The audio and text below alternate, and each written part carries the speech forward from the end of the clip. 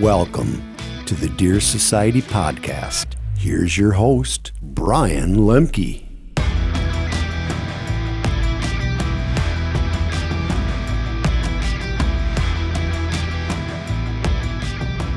Hey everybody, welcome back to the Deer Society podcast. I'm Brian Lemke, joined by Mike and JJ Dukart, and today we are talking about the final push. Gun seasons are rolling out. We're getting into that late season period.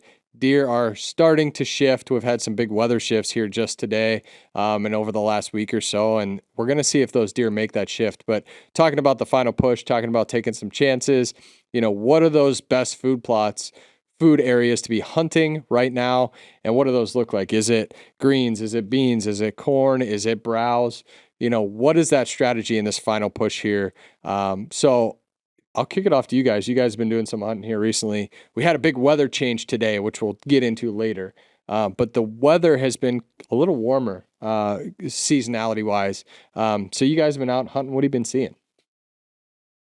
Yeah, for the most part, we've been seeing deer hit a lot of the different food sources because there's not that big, deep, snow cover right now on a lot of the food. So they're still hitting the greens. We're watching all kinds of different fields. I've been seeing them in cut beans to standing beans to, even clover, alfalfa, and some of our secret food plot mixes, the turnips and whatnot, brassicas.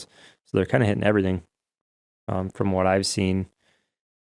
And, we're just kind of bouncing around trying to play, when it warms up, we're experimenting with, should we hit the green food sources? That seemed to be a good tactic here the last few weeks. And then when it gets real cold, those beans, we had some standing beans and they're just hammering them, seeing up to 30, 40 deer at night in those fields, 40, 50 turkeys. So just, that late season herd buildup is starting to happen. Seeing bucks back together and in kind of bachelor groups, I guess you'd call them. I think one night I saw 5 bucks come in at the end there, kind of all together. So, I think yesterday or 2 days ago, you saw a group of 4 bucks together. So, starting to herd back up, and now that we have some snow, like you mentioned there, we got some snow falling right now as we're talking, 4 or 5 inches. So I think that's going to really shift what food sources are preferred, and then maybe we can dive into what we feel like is going to be good the next couple weeks. But what have you been seeing? Yeah. Nice shirt, by the way. Yeah. I mean, this is the most popular shirt that I think we sell. So I'm going to tell you, understandable. You guys that watch this podcast, you'll notice it again, common theme here. I'm always the odd guy out. Coming here, Mike and JJ got it lined up. I'm like, you got to be planning this. I think they're just pulling the shade over my eyes, and they call each other before the podcast. Look, this is what we're gonna wear. We're gonna make Lemke look dumb again. So, hey, I got to admit though, when I'm watching the podcast, because I check them out, your hat looks. I mean, that hat is a good hat. That one sold out first. That is a good hat. I don't even have one of those, but I'd get it so dirty I'd only wear it once. But yeah, this is probably my official favorite. Of all the Deer Society hats, this one's right up there. I think at the top. It's a great hat. Anyway, so besides getting your Christmas gifts, what I've been seeing is, and this is a really good point, Jay, that you made. It's about snow depth here, which is a kind of a weird dynamic because you don't see that all across the country. So if you get down a little bit below that snow line, which is somewhere in Missouri, I would think, southern Missouri, they don't have deeper snow for long, periods of time. With that kind of cold that holds it. I mean, they'll get the snow, but it'll melt, We're here, we're probably not going to lose this snow for the rest of the year now. We had about a 2-3 incher before. It got unseasonably warm for us. That would be, up into the 30s in the melting temperature, the 40s, which really kicks back down into the teens at night in the 20s. So it holds the snow, but it also melts it during the day. But it's really about snow depth for us. So what I noticed was exactly what JJ said. We were out the other day, and we had a little bit of that first kind of coldish snap, and there was 30 deer in that field and 56 turkeys. And we were surrounded by deer. It was a craziest hunt. I thought, you get those feelings that it's going to happen today, and I just had that feeling. And we got in there, and I'm still kind of, wondering why that deer didn't show up. And the thing of it is, he did show up right at night, right after he left, about 45 minutes to an hour later. So he showed up on one of the cameras, but I thought for sure it was a done deal that day. But we had deer 15 yards from the blind, deer behind the blind. Nothing was blowing, nothing was freaking out. I'm sure we bumped a few on our way out, but it was just a fantastic hunt. So late season hunting can be very exciting and a whole lot of action going on. So then 2 days later, I go out into the other field. It was a green field versus the beans was the one with all the volume. So I go into the green field that's connected to corn, and I see 3 generations of bucks out there all at the same time. So I got 2 button bucks out there bumping heads. I got 2 year-and-a-half-olds wandering around, kind of checking out the does. Excuse me. And then I have 2 2.5-year-olds that are kind of being buddies, but yet, they're tolerating each other, but yet they're sparring. So, and they got to a little bit of aggressive pushing, kind of a pecking order deal, but they weren't fighting over does or anything like that. So there's 6 bucks there, and that's pretty much post gun season. We got muzzle loaders here for a few more days, and then we're going to totally change our tactics. But right now, just seeing volumes of deer. They're still using the green plot as a transition to the corn in this particular spot, and they'll feed in there for less time, but they do use it a little bit, and they're still grabbing a couple of turnips or radishes or whatever off the top when they can get to the bulbs, and they're grazing it a little bit, and then they just cruise through and head to check the rope, and then they head into the corn. And turkeys are with them all the time right now here. Yeah, I think that it's interesting that what I've kind of seen the last week or so, and I spent some time down in Iowa for their shotgun season, and it was warm down there too, and the deer were moving, but the deer were moving in random places. Like, we didn't have the weather to drive them to beans. They were still coming out there and some standing corn, stuff like that, but like, you'd drive around in the morning, we didn't hunt, or, like even, other people driving around in the evening, seeing them like just out in random spots, grazing, even in these plowed fields and browsing. We had a big buck the one night. We were sitting over a big standing cornfield, and I caught a glimpse of a big buck up in the woods, and that deer stayed up in the woods, and he was up an hour before dark for sure with a bunch of other deer. And there was no rush to get down to that corn at all. They were super content staying there in the woods, browsing. There's no snow on the ground down there, warm temperatures. Like, they were, I'm not saying they weren't moving, but they were just moving in, kind of convenient spots and kind of randomly, to be honest with you. That there was no driving force to say, okay, those deer, they gotta go and they gotta feed on high protein or high carbs. Like, there was nothing that made them move to those spots. Yeah, and even when I was doing a lot of filming last week, we're sitting over all these different food sources, kind of a big experiment this year we got going, probably testing, across all the properties, 15 different blend or seed types and whatnot. And the deer kind of feed in here, but then all of a sudden, they'll just kind of hit the edge, and then they'll find a tree and they'll nibble on the tree a little bit, and then they go back in the woods and they eat some random weed. Yeah. Or even in the food plot, they'll find a couple weeds that came up tall, and they're in this lush food plot. It's not lush anymore because it's kind of frozen and eaten over, but this heavily filled food source, I should say, and then they go over and they find that weed and they just take a little bite. So they're looking for a little bit of everything. That diversity is good. And you kind of just notice how I don't know what goes through their mind, like why they crave certain things at certain times, but you can just see them kind of shifting, week by week or day by day, even on just different brassicas. Like, they might go from like some kale and rape one week when it's a little bit warmer, and then they go over, and then next couple of days they're hitting more turnips and things like that. So it's just interesting to see how they do mix it up. It's not like this consistent, like, until you get real late season where there's tons of snow, there's not as much food, everything's over browsed, and there's only standing corn, standing beans around here, and then they just flock to that and eat heavy. But when the snow's lower and there's temps are mild, like, they're just out there browsing just anywhere, just mixing it up. So it's hard to really pattern that until you get that big cold front. So the other thing is they don't gorge themselves like we were seeing earlier either. So they would go into those green fields and they'd just be gorging themselves. They'd be chowing like they're super hungry. And, we can't see what's happening in a cornfield, but I'm sure they were hitting the corn too. And the beans, same thing now. They're going out into the beans and it's a browsing feed. They'll actually move through that 5-acre plot. Is it 3 or 5? How big is that? Yeah, a few acres there. So it's a few acres, and they'll get in there and they'll start browsing on it, and then they'll be gone. And then 20 minutes later, they filter back in a little bit. And then right at night, then when all the bigger group comes, then it seems like they're in there longer, but they don't feed in there for more than maybe 20 minutes. It's kind of weird. They're not eating a lot, I guess is what I'm getting at. And I noticed that the colder the weather gets when they're trying to survive, they got to wean down that metabolism. So they got to have less food. They shut that metabolism down, and that's something that they do for survival up here.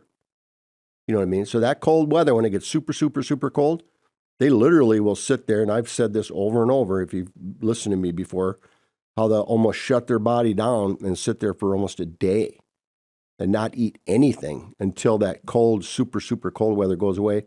Then they'll get up and they'll, like JJ said, it'll be bigger herds hitting a bigger food source, trying to not necessarily raise that metabolism back up, but get that nutrition in so they can survive another big cold snap. Because they're burning all that fat they've been developing over this fall. And of course, the bucks burn it during the rut. So they got to be close to that food source. And it's just, it's a different time up here. Yeah, for sure. And it's exciting because like you look at the snow out there, and I don't know if everybody here's ready for winter. I don't know if anybody in Minnesota ever is. But the exciting thing about getting up this morning and seeing all that snow and feeling the cold temperatures is that really these next 2 or 3 weeks, the final weeks of the season can be some of the best hunting I feel all year round. And it's because of all those things that we're talking about. That snow will drive them to these spots where we have, standing beans, standing corn. So I think there's really high percentage to pattern a big buck. If you get snow, if you get cold temps, at least here in southern Minnesota, so it'll be interesting to see now, are we going to see that shift happen finally? Are deer going to start being more driven to these plots, be more patternable, start showing up, and they'll do it before dark, because they got to get up, they got to move. I think that they feel comfortable doing it. You get a herd of 30 deer out there, a big buck can stand and watch that for, just inside the woods for 10, 20 minutes and feel comfortable enough to come out there in the daylight. Interesting story, actually, that I just heard last week. And this is kind of off the food topic a little bit, but a buddy of mine down in Kansas, I had left some reveals down there, and he was hunting this big deer, and he was there early. Well, he showed back up and he started to hunt him. And every time he was there, the deer wasn't. But every single day that he wasn't there, the deer was there. So he's like, man, something's going on. So he tried changing up his access. He was hunting it with a good wind, but like that deer, there was something that was tipping him off. He was to the point where like he was crawling in, and every time he went in there was a cubby of quail that would go out no matter which way he went in. He's like, maybe it's that cubby of quail that's an alarm for that deer. Couldn't figure it out. Well, anyways, long story short, he goes in and he moves his stand. He didn't move the stand. He hung a new stand. And that stand was 50 yards off of where he had been sitting. And the first night that he did that, he had a little different perspective on where he thought that deer was coming from, visually wise. He said he watched that deer walk up to the edge, just 10 yards inside the woods, and he looked right at that stand. He said he stood there for 20 minutes looking at that stand that he had been sitting in. He said, and finally determined there was nobody sitting in there. And he walked in and he killed him. So interesting. And I know like Lance on one of our properties here in Minnesota did that late season a couple years ago, kind of just shifted a little bit his stand location late with all these deer coming to a food source and made it successful. So I'm not saying that is a bulletproof move and go do that. But, some of these out-of-the-box strategies, and I know you guys can talk about your strategy coming up once gun season ends, but some of these out-of-the-box, a little more aggressive strategies may come back into play, because, look, we got a couple weeks left. Like, if you're going to shoot your shot, you might as well shoot it now because we're running out of time. Well, it's so hard to plan early in the year, too, for the late season, like hanging stands in June for, a December hunt, because you think, like, when we're trying to access some of these big plots, it feels like you're just every deer in the world can see you, especially when there's white snow on the ground. They kind of can though. Yeah. So if the elevation's not perfect and you don't have access through like a river or just, a low area, like just deer can see you so well. And it's hard to plan that. So I'm already thinking like next year, how are we going to replicate this, but have better access? Maybe we create some more barricades and stuff. But yeah, like this time of the year, tough to get in. I almost debating on like wearing a white suit instead of your dark but then when suit. you get up though. So there's if you get elevated, yeah. But I mean, the debate's there, right? It's a good thought process. But yeah, as we move forward, so this past couple of weeks, all the deer, even we were talking to Brian Clary before the podcast here, he said, all these deer were going out into the pastures, the horse pastures, cattle pastures, whatnot, eating all that grass. And we hunt some areas too that's just more pasture grass. Yeah. Those spots typically come December, whenever there's a deep snow or just, vacated by all the deer. There's no deer that even, because the effort that it takes to get through 6 inches, 12 inches, foot and a half of snow to get a little bit of grass, it's all shriveled up. It's not even really worth that return. So then that's when you really see that big shift into these ag fields too. So all the deer we've been seeing the past couple days, even driving out of the shop here about mile down the road, we've been seeing, big groups of does on cut beans. I'm sure they're not going to be in those fields anymore either. So it's definitely going to be condensed coming up with this snow. It didn't hit everywhere, so not everybody can relate to this, but it definitely, swiped through southeast Minnesota here and up into Wisconsin. So and Iowa, northern Iowa. Iowa got a little bit of it too. Actually, a little bit more than us. So gotcha. So yeah, it's definitely going to shift. I don't think deer are going to be digging for clover too heavy. Or the alfalfa or the grasses. I mean, they do a little bit. You always see that one spot where the deer's kind of digging in the snow for that type of stuff. But if you got the grain, that's where you got to be. Problem is there's so many deer that go there. So if you're trying to target one buck, 30, 40, even 10, 20 deer show up before that. You got to figure out how you can get past all those other deer first to try to get your shot. So. Yeah, and this is the beauty of the sport, okay? I'm going to take this a different direction. People that watch the Deer Society and listen to what we're talking about and that kind of thing, it's easy to have the misconception that we got so many deer and we see deer all the time and we kill big bucks all the time. And then you get on Facebook and everybody's killing a deer, these big giant deer. And it's like, how come I'm not killing no deer? How come I can't do it like I see it on the internet or on TV or whatever? It just happens so easy for everybody. That's a visual misconception, or it's like trickery, because if you understood the amount of time that we are putting in right now and the amount of time JJ, could you even begin to log the amount of hours that we put in our hunting and hunting strategy just this year alone? No, because it's always in your mind. It's just, it's always on your mind, but I mean, the actual hours you're putting in, I don't even know how to explain that. It's hundreds for sure. How many hundreds? I have no idea, but it's a lot of time that we put in the stand, prepping the stand, doing that stuff. And so you see it in a glimpse in a 5 or a 12-minute clip. That's an entire season. How many hours of footage is that, Brian, do you go through to create that 12 minutes, that 15 minutes? Couldn't even tell you. I mean, you watch something that's 12, 15 minutes long. I mean, there's days and days and days of footage that captured to make that. And that's the stuff that's only aligning with and correlating with the actual subject of that hunt. That's not all the other footage that we're taking from all the other days of different deer, different scenario, different things happening. You don't even use that. Yeah. Different weather conditions. So I guess my point is that's the beauty of the sport. Embrace these experiences that you're getting. Like the other day I was out there and saw those 3 generations of bucks. And, in the back of my mind, I knew one of my shooters could have come walking through there randomly at any time. They didn't, but it didn't bother me when I was done. It was such a great day. And then the day that we were out there just the other day when we had 30 some deer, and a bunch of immature bucks, ones that we wouldn't shoot. A lot of people will shoot those deer. These are successful hunts for us. We're getting good footage. We're getting good stock shots. These are successful experiences. And if I don't fill a tag this year, I had a great year. So just because I'm seeing everybody on Facebook, maybe let's say I see 100 or 500 or whatever deer people shot and look. There's millions of hunters out there, people. So you're seeing 50, 100, 200 deer. That's a low percentage. So don't be hard on yourself. Don't get frustrated. Embrace this sport for what it is.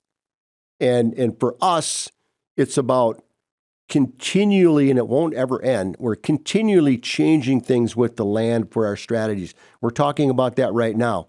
How do we get in and out of these stands? We're trying to get it figured out. How can we get some stands put in the right place for the right weather conditions? You don't think about that when it's June and July and you're sweating and you're putting stuff out. You don't think about the forest is the foliage is gone and that your dominant winds start to become north, northwest, northeast. It's like, well, the food that I got for that particular, the deer want to go to, isn't in the right spot.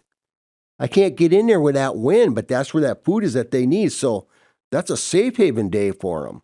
And they kind of figure that out too. So it's those strategies along with trying to create these huge corridors that you can get in and out of these stands, you know what I mean? So that the deer aren't seeing you like, your buddy experienced. And I don't know, it's just never ending. It's always a strategy. It's always a game. And you're putting in probably, I don't know, how many hunts does it take to shoot a buck? JJ, it's different for him because he's just, I don't know what his deal is. He's got that horseshoe. It's a horseshoe, but it's also an instinct and a talent too. Yeah. You know what I mean? And it's opportunity. You can't shoot a big deer if that big deer's not there. So think of all the work and the time that it takes to let a deer live 6 years to 8 years. That's a lot of seasons, people. That's a lot of seasons. Well, it's and you hit the nail on the head. It's about that experience and the chase and everything that goes into it. That strategy. It's like you shoot a buck, and that's great. And you're always jacked up about shooting a buck, but then it's kind of bittersweet. Like, okay, got him. Like that strategy worked. Now it's like, okay, what do I do now? Like Minnesota, we get one buck tag. So you go hunt somewhere else, but that strategy continues. It's like, okay, you're watching deer. You're trying to watch. Get your dad and Chris and you guys on it. But it's like just as a hunter, like. That experience, it's about that experience. Like it's not about killing a deer. Like that's great, icing on the cake, but like it's about that chase. And the other thing is there's still a lot of luck involved in these things. Like we talk about all these strategies and we're all still learning. Like if you're not learning every day from these deer, then you're going backwards because like as long as you've done it, I guarantee we talk about it, that you're still learning and you're seeing different things and like, luck still has to fall a little bit in your favor in all of this. Now, obviously, the things that we do and the time we spend put those percentages higher, but there's luck involved. I'm going to tell you a story about luck here quick. Last week, Iowa, so, these deer doing all kinds of crazy things and, just this random movement. And the strategy going in was, okay, sit these food sources and they're going to come there. Well, that wasn't working. So we're like, okay, and just over strategizing, trying to figure out, okay, what gives us the best chance? Well, last day we're like, okay, we're going to go in and we're going to sit in this. It was a standing bean plot, probably an acre in size. And like, okay, these deer are doing these crazy things. There's not pictures necessarily of a big one here, but like, I don't know, it just felt like the right move. And we went in there 12:45, walking through this super tall grass to get to this elevated blind that's sitting over these standing beans. Sure enough, get halfway there, and there's a big buck standing in the food plot in these standing beans, just hammering them. Like it's December 30th, and it's colder than hell, and he's just there by himself mowing. Like, holy smokes, what do we do? So we start going, and he's feeding, so we'd move through this grass, and he'd pick his head up and would hunker down, and we played that game, and it took us forever to get in there, and we got to the edge of the field. Standing right below is an elevated platform, like 6 feet high with a soft-sided blind on it. Deer's 145 yards away, ranged him. I'm like, man, we could kill this deer on the ground. But it wasn't the right scenario. These beans are tall, right? So like I could just see his body, or I could just see his head and his neck. I could see parts of his body, but it wasn't real good. It wasn't gonna be great footage. Like, okay, we got to get in this blind. So Connor's looking at me. He's like, no way we get in that blind. I'm like, just let's watch the deer. He's super comfortable. Let's go slow. Let's do it. So I climb up there, and there's redneck ghillie blind on top. And to unzip the back, I get in the blind. Now Connor hands up the tripod, hands up the camera. I get him in the blind. This deer's an eye shot. And we get the front windows down. Deer's feeding there perfectly calm. Now you want to talk about luck. Like there's some luck involved here.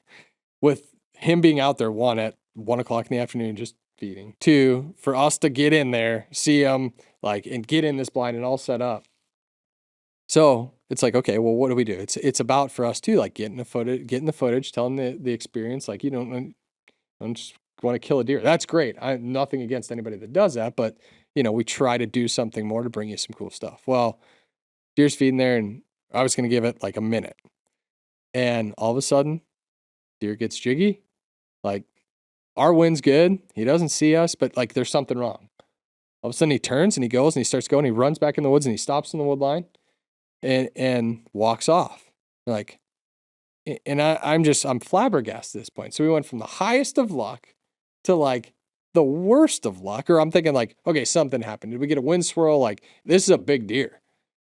And wasn't a minute later after I watched that deer walk off, here comes the neighbor down his fence line, walking his fence line. And the wind was blowing directly from him to the deer. So that's what it was. And then the neighbor didn't like us hunting there, even though we weren't even close to his fence. But anyways, didn't like us hunting there, so he proceeded to walk up and down his fence line the rest of the afternoon. But craziest deal, like, there was a lot of luck there on both sides, and it didn't come together. But like I look back at it, awesome experience. Like for us to get in there and see this deer and slip in and even get in the like so cool. I look back at that. That's not a failed hunt. That's a success, man. No, it was absolutely. Awesome. That's a great point that we're really trying to get across. It's really about the sport. It's not about, showing off the antlers. I mean, like this year, we didn't have high expectations for this year, and this year's not over yet. But basically, we took 2 great deer off last year, and they were both target deer. This year, we had only 3 target deer really left, and one of them's not, a homeboy. The other one was one of them hasn't shown up. Which one you talk? Well, we'll talk about that later. But and then you got another one that wasn't really a homeboy, but he was a homeboy late season in this one area. Well, he came in and took over, so the other one got pushed off. So we're really hunting one deer right now. That's it, and he's smart. I mean, he's not stupid. He's got it figured out. So that's where we're at, So I mean, you got to be realistic. We got 3 tags. We got. So we're hunting extremely hard, but low key, which is hard to do. That is hard to do. Hunting the edges, but let's trying to get close enough, but then not trying to bump it and ruin the opportunity. So let's change that up. What are we going to do now? What's going to be our strategy? We're going to get super aggressive. We got the muzzleloader season is ending on Sunday, so now we're not going to be nearly as worried about someone taking one of these shooters, if you will, or one of these targets.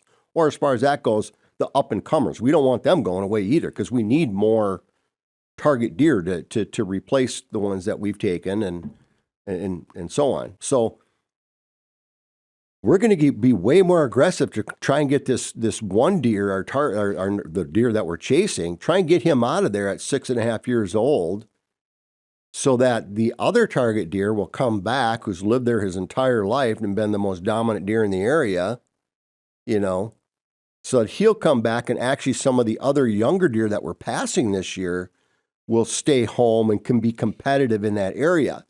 Now, we're learning about the property, we're learning about the behavior of the deer, we're learning about all these different things. What's going to hold them, early season, what's going to make them be there, what's going to make them be there pre-rut, what's going to make them be there during the rut, what's going to make them be there during the hunting, pressure, rut, all that, late season and super late season. That's all a strategy. And so you have to look at, and then how are we going to get them? So that's all a strategy. What are we going to do to the land? Where are we going to put the food based on the winds and all that kind of stuff? How are we going to get in and out of those areas based on the vegetation? You can't get in there and sneak up on a bean field unless you got some kind of wall cover or something getting in and out of there, or get into a corridor area from the bedding to the bean field, which is, we can't do that yet because we don't have the timber done. So we're hunting the edge of the field right now because we can't get in there because the woods are too far open. I mean, you can see 500 yards in there sometimes. Well, your buddy's deer was seeing him at 50 or 100 yards, So there's just so much to this stuff, and it's such a great challenge. And so and this is just me, my whole inspiration now comes from, because it's not about really the hunt anymore to me. As far as I've done it for so long, I don't have to kill more deer. Do I want to shoot some nice big bucks? Absolutely. But it's all about, really, the whole passion is about helping other people learn through our experiences.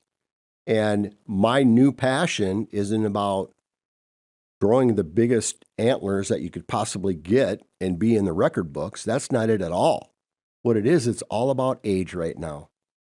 Just something about the age that has taken over my mind of the deer, and it probably has something to do with the experience that JJ had. In fact, I know that's what really sparked it off, was trying to take out a deer that we wanted out of an area in Wisconsin, and couldn't get him, and he was a junk. We needed to get him out of there. He was big, he was strong, he was a bully. Had to kill him, get him out of there so other deer could come in and take over. And he turned into be the story. He was, once again, we keep talking about Beamer.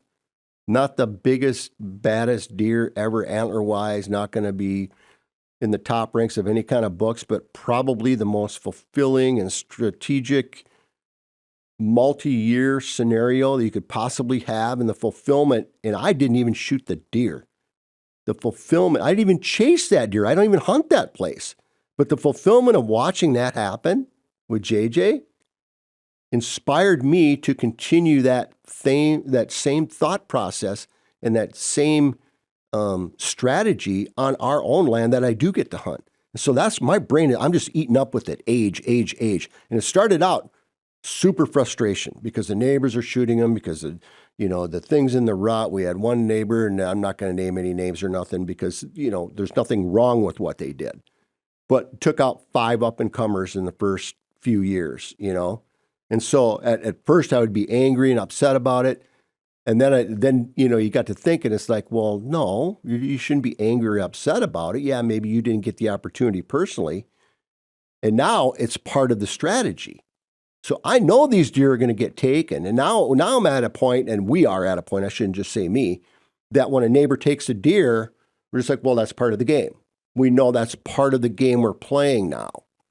So that becomes part of the strategy. And for me to wish that someone doesn't shoot a 2.5 or a 3.5-year-old deer, that's extremely selfish.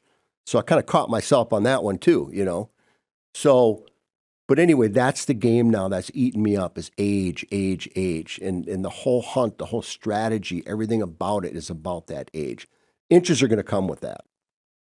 They're going to be there or they're not going to be there. But if there's an 8.5 that goes 150, or a 5.5 that goes 190, or a 6.5 that goes 190 or 200, it's the same thing. You know what I mean? It's age. I mean, that kind of went on a rant there. Mike's rant. He's drinking coffee today. Back on the coffee train. No, I think we're all kind of hunting that way. Even, you're chasing deer with Adam right now and kind of looking for that just most mature buck you can find. And it doesn't really matter what's on his head. You guys are passing up some big 4-year-old bucks and 3-year-old bucks, and he passed up some nice deer looking for kind of that next level. So I think everybody's kind of on that same plan, but there's something about when you see that big buck, especially when they get to that 5, 6, 7 or older. Like last week, I did see the the target buck we're after, and I got a little bit of footage of him, and that was the first good look I had at him. You've seen him actually, and that's the other thing. We don't see these big deer visually all the time. It's very rare that we actually see them.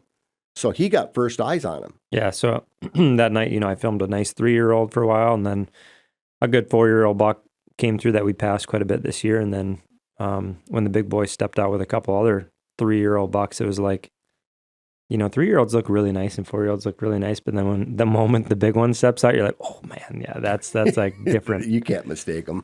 Big dark head and, a bunch of mass and body's way big. I mean, just Frames the are presence just- of a big deer Yeah. coming into the field, like a super mature buck. It's just something that's different. So, and we got 4 years of history with him. Yeah. So yeah, playing that game, but yeah, late season, kind of circling back to that. I don't love the snow. I know I was talking to somebody a week or so ago, but when Wisconsin gun season was on and, we got all this snow. And I'm like, I don't really like the snow. Like I can't access a lot of my stands because I the deer know. just, But you can see good. I mean, in you the can see timber. them for 100, 200 yards away, but then they can see you. So it's kind of a give take. But on the other hand, the snow forces their hand into, picking certain spots. So it's all part of the game. It's a big chess match. That's what we're doing. It's just a big, constant chess match and just trying to take them out. We got so many years left of this whole strategy game and, setting up the property, figuring out food plots, getting access, managing the age of the deer. And that's the other thing, back to that age of the deer. If I don't fill a tag this year, or if none of us three, I mean, we're realistic. We know all three of us are not going to fill our Minnesota tag. That's not happening, But if one of us gets that one target deer that we have a chance at, that would be like just the most awesome thing. We'd really love to see Chris get one off the property. I mean, that would really be a great thing. But the other big fulfillment of this year, seeing the survival of some beautiful deer. And that's like a super win too. So even if you don't fill your tag, you have a winning season or you have a fulfilling season based on your experiences and your, knowing that, they made it, because of what we, some of the things that we did help that happen,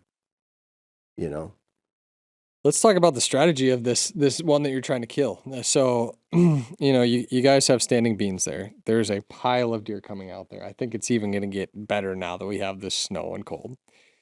You've obviously seen him out there, right? You filmed him the other day.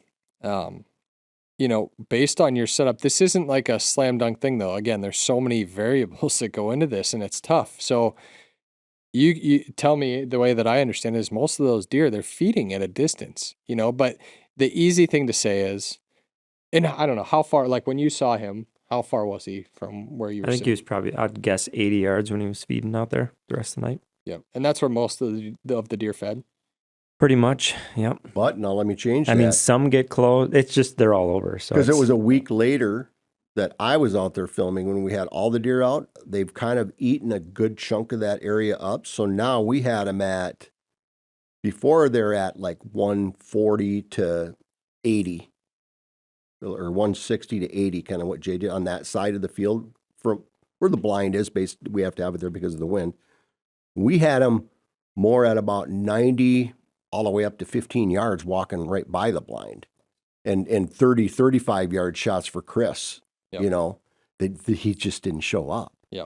And that's awesome. And yeah, I was just curious on what because the easy thing to do, like I could see somebody going, man, all the deer are feeding right out there in the middle. We need to move, need to get more aggressive, but it's interesting. I really like the thought of, them, eating out some of those areas too. Like Yep. if they're hammering it that hard, then, they're shifting some in the food. And that's a hard thing when you have, my point is, and that you have to be careful. I think late season like this, everybody gets the idea, I'm going to leave some crops. I think that you have to really, that's a strategy in itself and where you leave those crops and thinking about what your primary wins are and then how you're going to set it up so that you can hunt it. You guys set it up so like you have bulletproof access there for the most part. You get a south wind like you're golden. And it's easy to slip out of there too with probably deer pretty close. You can get out of there without having to blow a bunch of deer out of the field. When it comes down to it, this late season, it's really difficult. If you go in there and you don't shoot your target, then you got to get out. And that's super hard with all these deer in concentrated areas. I can tell you, we messed up this year. And it wasn't really our fault. One of the guys that I leased this ground with, he talked to the farmer when he was out there picking beans and wanted him to leave a certain section. And the farmer didn't really want to do that. But he said, okay, well, I'm going to leave you one hedgerow width. I'll leave you an acre, but it's going to be one hedgerow. And now we have this strip of beans that's along this wood edge. And like, that's going to be the play here coming up. And I know this 6.5-year-old deer is coming in there, but I don't know. North wind is not great. South wind is not great. Like so now, we're trying to bounce on and say, okay, how do we get in there with the wind? What's the right wind? Because I can't look at it and tell you what the right wind is. But that's what I'm saying is for future, be careful and really strategize where you leave those crops. Cause that can make or break you. I'm guessing his bed is really close to that too. Right. So that's another thing. How are you going to get in there without bumping him? Right. I think the only thing the stand that I'd love for him to shoot this deer out of, or maybe have an opportunity, is the stand I actually shot my buck out of earlier in the year. North wind, which is the wind that I hunted it with, works because it's blowing away from the deer where they're bedded, and it blows straight out into this field. The problem with that is, I think with the amount of deer that are coming out in this field now, there's going to be deer out there, and north wind's going to blow to them before that buck gets there. I know it. South wind is good in theory because the wind's blowing completely away from the food, but it's blowing kind of where they're coming from. Now, there's a big drop off behind us, so I think our wind blows over those deer that are real close, but it comes back up on the other side. If they're bedded on the other ridge, your wind could blow to them, before they even get out of their bed. So that's the hard thing, I think we're going to be really calculated. Just our strategy is be really calculated, pick the right day, go in there with probably a southeast wind, and really phase up, take our time, and Yeah, here's the deal on that. My thought, and this is based on my experience with the food plot sit with all the deer and the turkey, is we went. It was like a 4-mile-an-hour wind, 4 to 6 maybe. 4, yeah. 3 to 5, something like that. So that's not much because we're on the ground. Now compile that with being in an enclosed blind. We were in the redneck gilly. And so now all those odors are filling that thing, right? And you don't have full airflow through it either because you're only opening a certain side of those windows, but you are getting some airflow through there. So we knew it was like a tough deal because you do get exposed. I mean, we can get in there, but in the winter you're exposed when you go over this knob. They can't see you down in the actual field we're hunting, but they're coming from all areas. So going in and out of there, there's deer on the outside of the destination that you're gonna bump them. You may not bump the ones down in there, but you're gonna bump the other ones. Anyway, long story short, we got super phased up, everything fresh wash and air out and this and that phase gum. I'm telling you, man. Oh, did I speak too soon on that? Anyway, so the mouth strategy that we're using and researching, if you will. I can't believe them deer didn't pick up on us. Now, some of them kind of are looking at the blind. So obviously they've seen us get in and out of that blind before. It's not bumping them out of the field, but there's like 2 of them that were like always looking at the blind. Is there somebody in there today? Is there not somebody in there today? But 2 out of 30 is not bad. And then we had deer walk right next to the blind and it come in behind us with the wind in their favor, walk 15 yards from the blind, had other deer walk along to our west and circle behind the blind, and not one deer blew that night. Not one deer blew. So that tells me coming into late season and I get a chance, if I phase up and I'm doing my thing, if I know I got a little heavier wind, like about a 10 or a 12, sometimes, I pretty much gave Little Splitter the win last year when I shot him. He was definitely going to come out into my wind cone, directly under my wind cone. But I had that 12 to 15 mile an hour wind. So because he was lower, it was blowing over and they weren't picking up on me. All the does came out before all that. That was kind of toward the end of the night when I shot him. but no deer busted me that day because it was getting over top and my scent control was so good using the phase. So think about that. If you're going to dive in, if you're going to take that chance, do it correctly. Don't go in there with a 2-3 mile an hour wind where it's snow, crunch, crunch, crunch, crunch. The other thing is I went in there at like 11 o'clock, for a night hunt. You got to get in there super early and you got to put your time in, because if you go in there at it gets dark here at 5 o'clock now, as shooting hours are done. You go traipsing in there at 2:30, 3 o'clock, well, shame on you. You can't do that, especially when you're that exposed. It's that loud with the snow, this and that. So there's just so much that you can do. You can get aggressive now, but do it smart. You might get away with it. We did. Yeah, a couple things there. Yeah, you got to get in early. Like when I hunted that field about a week ago, when I snuck up in the back of the blind, it's, there are areas you can be exposed when you're walking in, but when you get to the blind in the field, it's kind of this low bowl out in front of you. There was already, 2 does and a nice 3-year-old new buck that I'd never seen before already eating, and it was about, 12:30, 1 o'clock. Mm-hmm. So they were in there early, kind of like your Iowa story. And then another thing, you were mentioning how you got to hunt certain winds for that spot. And then you got to kind of think back, like, what does the wind really mean? Because this time of the year, north wind means that's typically the big cold front, which is the front you want to hunt. And the barometer going up. But if you need a south wind for your spot, kind of like what we have, then you're looking for that first south wind after the north. So at least you can still get in on some of that activity, So you might get a big cold front, deer hit it, hit the food hard for a couple of days. You get the first south, then we can jump into our spot. Or you can get that a super cold from the north and it shuts them down. And then the first south warm, they just get up and just gorge then too. That's how you killed. I loved the first south. That's what I was hunting the day the other week when all the deer came out and I saw the shooter. And that's actually tomorrow will be that day here after the snow. Today we get a south that kicks back in. And then another point, just thinking, you guys were talking for a while there, the transition between bed and food is really shrinking now. So when you're planning this type of situation, the A to C, we'll call A bed, C food, B transition, that's really shrinking. So when you're hunting that bean field that's stretched out across a long section of timber, your A to C is super short, I'm guessing. And to be able to get to the B on that is almost impossible. Oof. It makes it tough. So in some cases, it might be better to plan late season food and try to stretch it out a ways so you can maybe get into a little bit of a pinch or a tree line or something, between a big bedding. We'll have to think about that next year. Yeah, that's actually a good call. Try to lengthen that out a little bit because they're trying to condense it. They're trying to save energy, bed close, then eat and go back to bed. They're not doing the big move that we were seeing early to where, they would come out, hit a big field, you'd be hunting that night. You can let them feed for a while. If it's, you lose your light, you let them feed for a while, they'll probably move off. Now it's like they're just going to sit out there all night. Snow cover doesn't allow you to get out very easily, and they're only going to bed 100, 200 yards away anyway. And see, so the it's thing just of it is condensed movement. Our infrastructure is not set up for anything in the woods yet either, because now we're going to get that timbered out right away. And so now we're going to have bedding where they're not going to be able to see us because there's going to be so much thickness.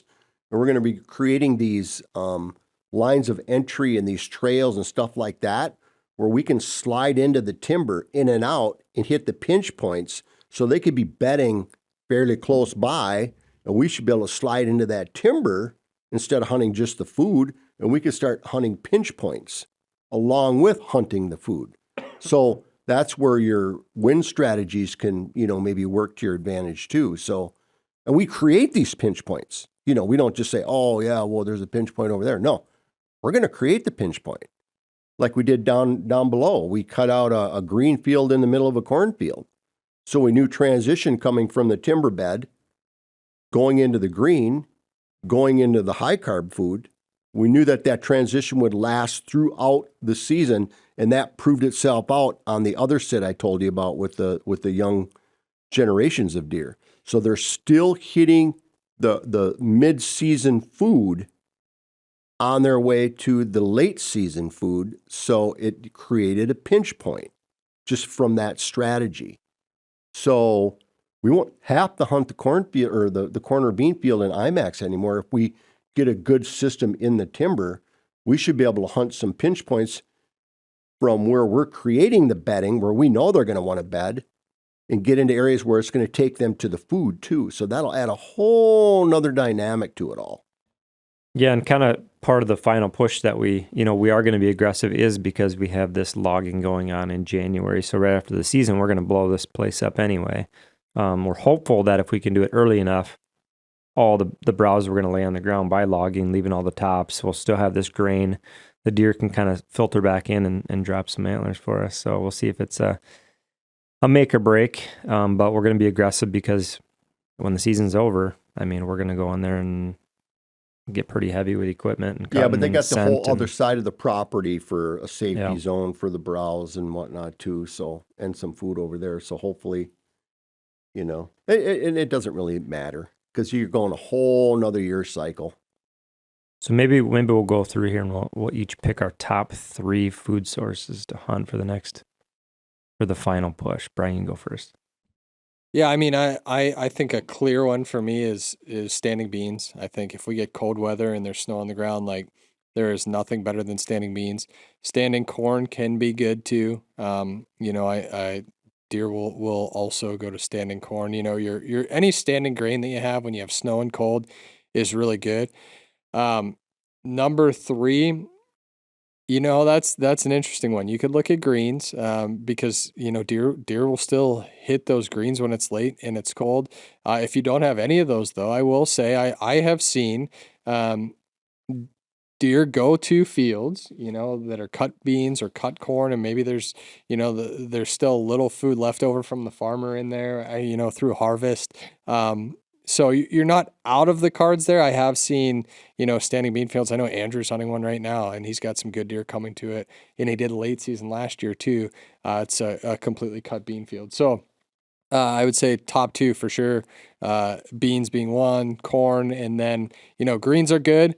I haven't had as much experience hunting over greens when it's super cold, just because I rely on those top 2 a lot, but I have heard guys having success on those cut bean fields too. Deer trying to paw that last little bit in there if there's no other food sources around. Yeah, pretty simple. I think I'm in agreement for the most part, and it really just depends on how this snow level for us, is it going to stay? Is it going to go? I mean, if it drops back down, melts off a little bit, I could see a lot of the greens coming back into play. I know we had a nice test plot up on what we call football field past couple weeks when that first snow melted off. Like the deer were just hammering that top southern exposure, like little green knob. Seen them do that too on some of the, pasture and hay fields and stuff. When they get that area that melts off first, they'll just really hit those hard, maybe even harder than some of the egg when it warms up. So, yeah, beans for sure first. Those are going to run out quick though, because they get eaten so fast. And they'll transition. Corn is definitely pretty good, but got to pick beans over standing corn, standing beans over standing corn. And then third is some type of green. Just hard to say with where we're at, which one's going to be the best. I know down south people are still, the green plants, they're still growing plots down there, like way down south. So depending on where you're at, I mean, turnips and brassicas have been on fire too. So that'd be my number 3. Yeah, I mean, I think we're all in agreement on the bean thing. And it's because of the nutrition factors, because of the protein. They got to get that muscle mass back on. And that's my opinion on it anyway. But beans, number 1. And I guess I'm going to throw a little extra at it. So the reason I would hunt the beans, one is because I think the bucks do need that protein. It's not so much about the does. But I think that you get such a big number of deer that are highly visible in a condensed area. And I think they're eating corn, quite a bit too. So it's not like you shouldn't hunt corn, but I think the beans gets everything condensed. You get a good visual, you get a good idea. You can start to pattern them. And so that's one, more reasons why I like the beans as number 1 choice. But then you got the corn, especially late season. The corn is a great food source that puts that fat on, which is very helpful. They don't want to overdose on that because then it kind of screws up their metabolism. So if you like overdose on fat and carb and stuff like that, I think it brings their metabolism up a little bit too high in this area to survive the winter. But the other thing I like corn about is you can get in and out of those stands easier. They're not seeing you as much. You're maybe not getting as much visual.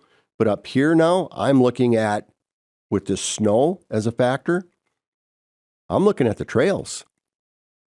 Where are they coming in? You can see where they're coming in, and you can really get a good visual picture of what's happening, in like that cornfield or whatever. So like we put the camera on a cornfield now, it's not even close to getting the pictures that we got last year when it was in that other spot. Have you noticed that?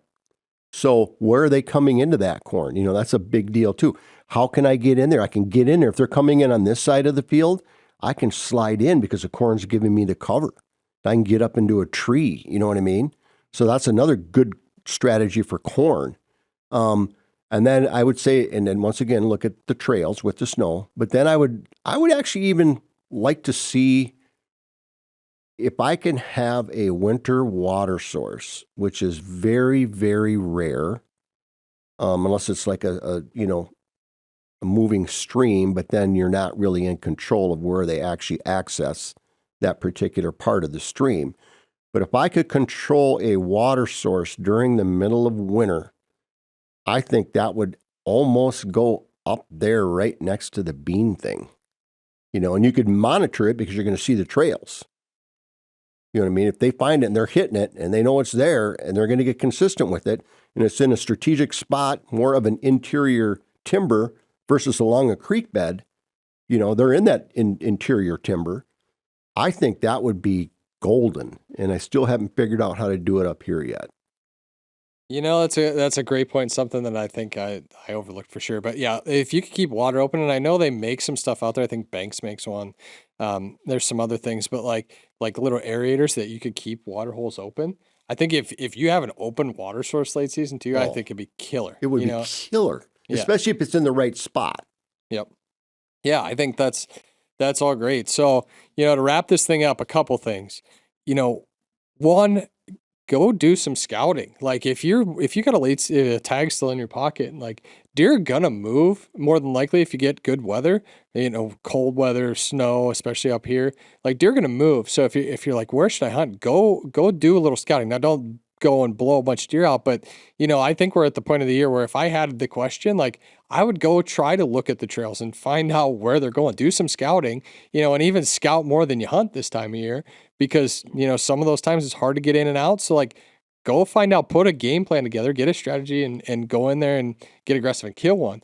But final push, if you're out there, good luck. It can be some of the best times to hunt. So like these next 2-3 weeks, man, there's going to be a lot of big deer that get shot. And even if you don't fill your tag, it's once again, the fulfillment of the season is real. It's all the stuff that you've done. It's all the things you've experienced. So the final push is it's not a bad thing that you're not filling a tag either. Yeah, and there's no better time to get a camera up on a really heavy trail than when you got deep snow.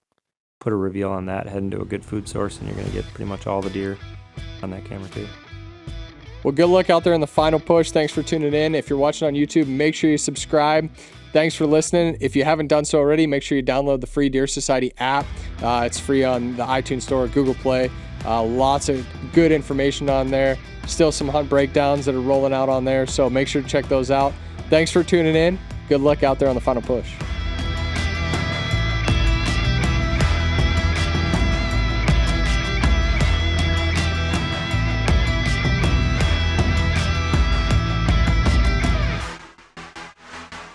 All our sponsors here at Deer Society are partners whose equipment we know we can trust are going to make you more successful and have a better experience in the field.